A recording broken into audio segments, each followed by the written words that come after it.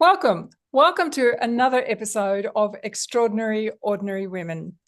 I'm excited to be able to share with you stories of ordinary women, women in our community who have had a dream or an idea and followed it through to fruition. Their stories will encourage you, uplift you, and hopefully inspire you to ignite the seeds of greatness within your heart. For it's through sharing that we come to realize that we are not Robinson Crusoe, all alone on our own little island, but that there is, particularly now with social media, this network of truly amazing women who willingly stretch out their hand with encouragement.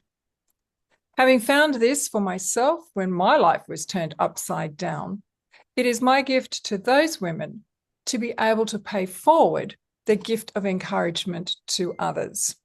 So, without further ado, I have great pleasure in introducing you to Elaine Hamer. Now, Elaine, my glasses keep slipping off because of the hot weather. Elaine is a woman whose life is a tapestry of dedication, resilience, and reinvention. As the wife of a grazier, she, like myself and so many other wives of graziers, wore many hats. Wife, mother of four, and we all know the energy and time that goes into raising children. Working off farm when needed to support the farm. On the farm, working alongside her husband with the children, and not to mention the bookwork at night. Later, she poured her energy and love into creating a thriving farm stay where children and adults alike could experience the joy of interacting with a range of farm animals. Yet, as time went on, and my goodness, Elaine, it was like 18 years you ran that for, Elaine noticed that her passion, her drive, and energy had shifted. And so she courageously paused and took stock of her needs and honoured them by stepping into a completely new world, discovering dog agility.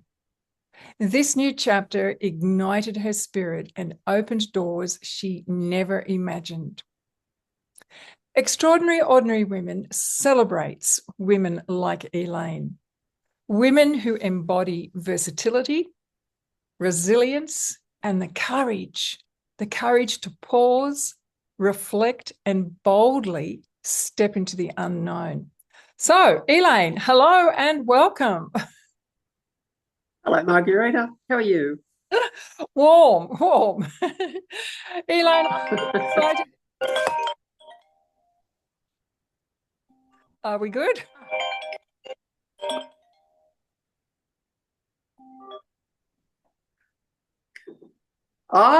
Sorry, that was my husband's phone. Anyway, back on track, Elaine. I am excited to be interviewing you today because I think you have achieved an immense amount in many of your chapters, but in this one is what we're focusing on today. So would you describe how this fascinating chapter of your life evolved? What prompted you to move into dog agility? My granddaughter bred a little litter of Kelpie puppies, and when it came time to sell them for her to make some pocket money, I said, just give me one of them and I'll train it to come and sit. And within 24 hours, it was like, I'm sorry, Izzy, but this little dog's not going anywhere. It's mine now. And she charged me for it. Anyway, this little dog, he had a brown collar on, so his name was Brown. So we named him Charlie Brown.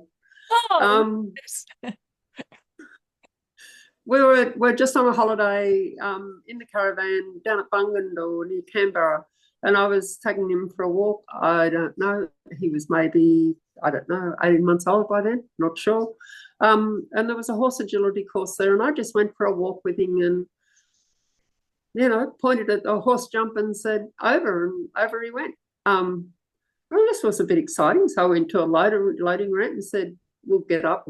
All Kelpies know how to get up. So he jumped up on the loading ramp and all sorts of things. So I came home, and the following weekend on the farm stay, I had people staying who were agility competitors. Wow. And I said, I've got this Kelpie and what do I do with this? He's clever. And they said, well, you're so lucky because you've got one of Australia's top coaches living at Orange. Wow. So I contacted this top coach at Orange, and the rest is history. There you go. Charlie Brown floated through to masters level. He just floated through to masters level. He's a very smart dog, like Kelpies are. Yep. And then I got a little Jack Russell just as a playmate for him. And it turns out this little Jack Russell is a pretty talented little as well.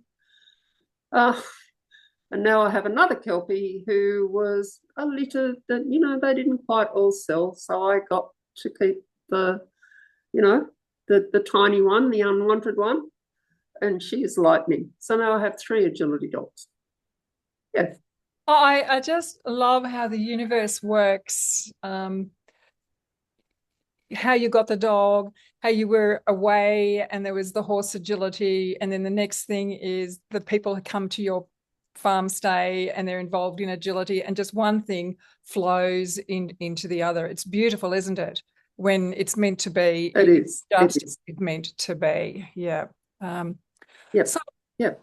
What would you say have been some of the hardest parts of navigating this chapter? A big part of it was I loved doing it. So much fun. But all agility competitions were held at the weekend or in school holidays. And I wanted to go along with Charlie Brown and compete, and I'd always have guests booked in. So to start with, it was a juggle of, do I take a booking, having to plan that far ahead. And then I decided, I just need to make time for me. Yeah. I was probably 68, 69, a bit late to be starting this very active game. So I decided I'd give up the farm stay and go and play my passion. So, yeah. And the second part of your question, I forgot, what did you ask? What have been some of the hardest parts? And I remember talking with you. Agility itself, the hardest part is remembering courses, because you have about 10 minutes to walk a course that you've never seen before, count the numbers up to 20-ish, remember where you're going to tell your dog to go, and I'd walk out of the ring and I'd forget a lot of it, or most of it. So agility is not just about physically doing it or about training your dog, but it's also about training your mind. Yeah. And I recall having a conversation with you saying I really need to improve my physical fitness in order I do still do, and and you have I've watched you. Yes. So now I actually again, putting myself and my love of what I do with my dogs first, I have a weekly personal training session.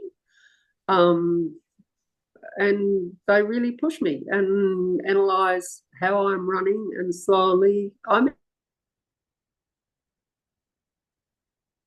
technology, I think we've frozen.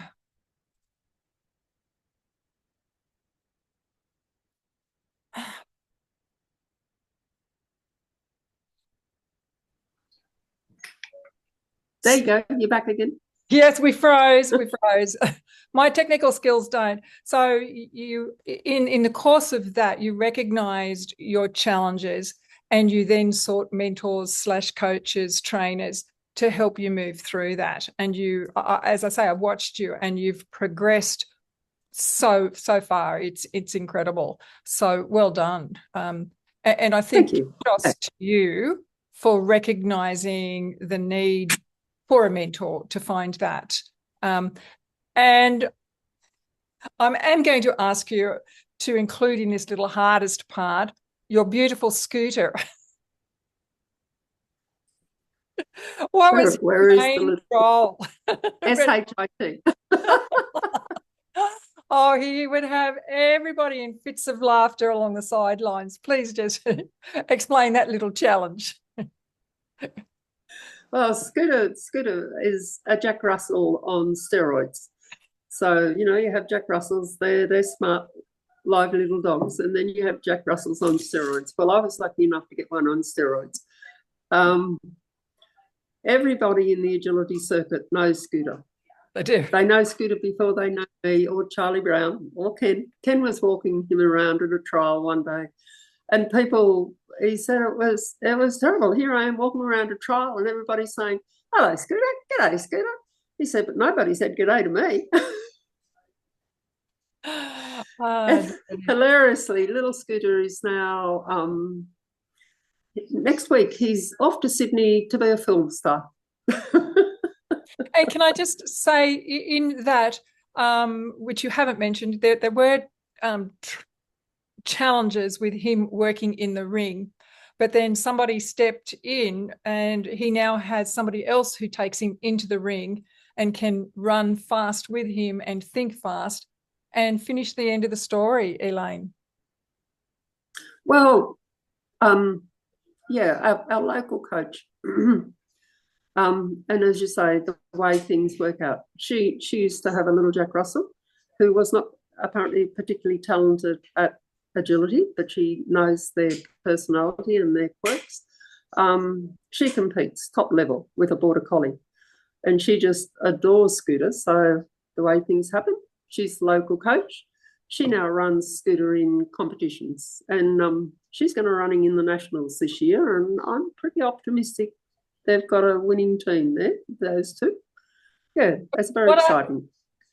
What I love about that story is that your ability to recognize your limitations and her expertise and enjoyment, and to be able to match her and Scooter together and just let go of that. That's, yeah, as I say, kudos to you. It gives me so much pleasure and pride to watch him run with her. Yes, she's 30 years younger than me. Yes, she's been doing agility since she was a young teenager. She's got so many skills. And Scooter and her are paired personalities. They're both lively, loud-mouthed, over-the-top, enthusiastic beings. But it was your ability to recognize the match and to be able to step back. That's an incredible skill, an incredible ability to be able to do. So well done. So the next question is, from the depths of that experience, what have been the rewards, the insights, the strengths, or new perspectives that have come? The reward, well, the biggest reward, I think, is just being so proud. I've put in all the groundwork. I've done all the basic training. Yeah. Now we're polishing his skills, and it's just tremendous seeing it, and then being able to transfer those skills to my next little kelpie, who was never going to be. I didn't want another dog. I've practiced those skills, so I can work those with her now. Yeah. I think just proud of, very proud. And your whole achievement of improving your capacity to think through the course and hold that in your mind, to run and keep up with the dogs. As I said, I've followed you through your experiences, and there has just been such a growth. And yeah, as you say, the rewards, the joy, and being proud of what you've achieved. So finally, Elaine, what words of wisdom would you pass on to others? And for me, I think the key part of that is, you said you were in your late 60s when you took this on. I don't know if that's part of your words of wisdom, but that certainly, to me, says something. A lot of the agility community are older women, but they've probably been doing it for many years. a lot of people say to me, you know, friends, acquaintances, and so on, oh, wow, fancy doing that at your age. I could never do that. Well, yes, you can do that. You can. Yeah. And Anybody can. you've proved it. If your heart's Yeah. desire and your passion is there, you can. Yes. Yeah. Yep. Yep. Yep.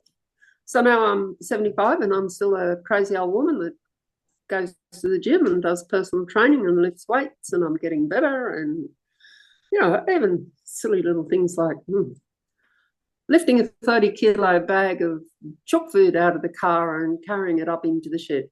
You know, 12 months ago, it was like, oh, it's heavy. And now you can pick it up, lift it up, pour it in. Easy. Yeah. Well, And challenging, doable. doable, right. And as we travel along life's journey on that timeline, things like that are very important. So, Elaine, thank you very, very much for sharing your story. I really personally feel that it has a significant, powerful message there. And to my listeners, I look forward to sharing the story of another extraordinary, ordinary woman. With heart, Margarita. Rita, thank you. Love you. Bye.